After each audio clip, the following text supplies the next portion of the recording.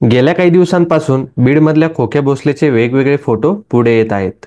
आता खोक्या भोसले आमदार सुरेश धस यांचा जवळचा माणूस असल्याच्या अनेक चर्चा सुरू झाल्यानं बीडचं राजकारण चांगलंच तापलंय. संतोष देशमुख हत्या प्रकरणात वाल्मिक कराडवर धनंजय मुंडेंचा आशीर्वाद असल्याचा आरोप करणाऱ्या सुरेश धस यांचा आशीर्वाद खोक्या भोसलेवर असल्यानं धस सुद्धा अडचणीत सापडलेत. खोक्या भोसल्याचे अगोदर 2 व्हिडिओ व्हायरल झाले होते. त्यात तो अमानुषपणे मारहाण करताना दिसतोय. हरिण पकडायला गेलेल्या खोक्यानं दिलीप डाकणे आणि त्यांच्या मुलाला म्हणजेच महेश डाकणेला जबर मारहाण केली होती. पण याच गावातल्या सरपंचानं खोक्या भोसलेला पोलीस स्टेशनमध्ये जाऊन ठोकून काढलं होतं. आता नेमकं काय घडलं होतं, पोलिसांसमोरच का मारण्यात आलं आणि मुळात मारणारे हे सरपंच कोण आहेत, हे आपण आजच्या व्हिडिओमधून जाणून घेऊयात. नमस्कार, मी संकेत स्वागत करतो माहिती लय भारीमध्ये. आमदार सुरेश धसांचा कट्टर कार्यकर्ता असलेल्या खोक्या भोसलेची शिरूर पट्ट्यात मोठी दहशत असल्याचं बोललं जातं. कोणालाही मारणं, अरेरावी करणं, धमक्या देणं हे जणू खोक्यासाठी किरकोळ गोष्ट.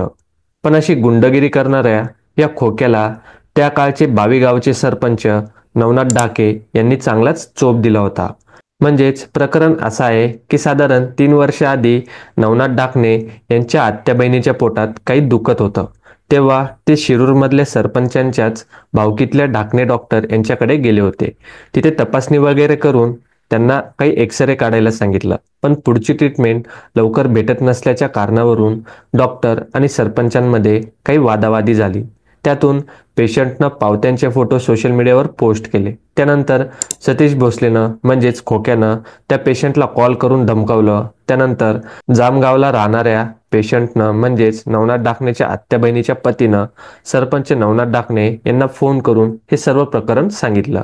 हे प्रकरण आणि धमकीबद्दल माहिती झाल्यावर नवनाथ डाकणे यांनी खोक्याला फोन केला. त्याला फोन करून सांगितलं की तू ज्यांना कॉल केला ते माझ्या बहिणीचे पती आहे. त्यानंतर खोक्यानं तुझी बहीण म्हणजेच माझी बहीण आहे असं सांगून माघार घेतल्याचं सांगितलं.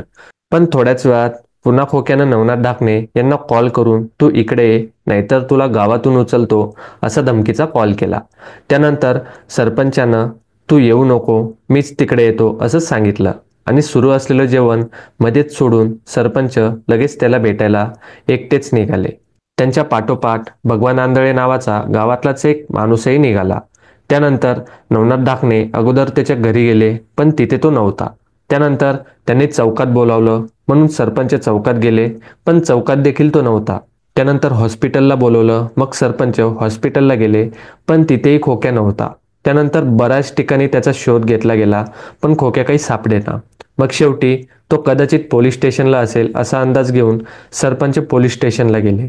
तिथे गेल्यावर त्यांनी पाहिलं की खाडे नावाचा अधिकारी, इतर कर्मचारी आणि खोक्या मागच्या साईडच्या कॅबिनमध्ये दारू पीत बसलेले होते. बरोरे नावाचे अधिकारी पीत नव्हते, पण तेही तिथे बसलेले होते. खोके दिसताच सरपंच नवनाथ डाकणे यांनी त्याला मारायला सुरुवात केली. पोलीस मध्यस्थी करण्याचा प्रयत्न करत होते, पण सरपंचानं त्याला चांगलाच चोप दिला. खाडे, बरोरे व इतर पोलिसांनी नवनाथ डाकणे यांना समजवण्याचा प्रयत्न करत होते.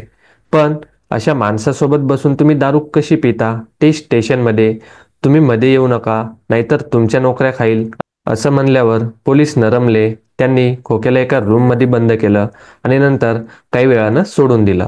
आता त्याच गावात दिलीप डाकणे आणि त्यांच्या मुलाला म्हणजेच महेश डाकणे यांना मारहाण झाली. जेव्हा ही घटना घडली तेव्हा सरपंच गावात नव्हते. जर ते गावात असते तर कदाचित वेगळं काहीतरी घडलं असतं असं बोललं जातंय. सरपंच नवनाथ डाकणे हे बाळासाहेब आजबे यांचे समर्थक असल्याचं दिसतंय. आता या सगळ्या प्रकरणाकडे तुम्ही कसं पाहता, कमेंट्स करून आम्हाला नक्की कळवा. भेटूया पुढच्या व्हिडिओमध्ये. तोपर्यंत जय हिंद, जय महाराष्ट्र.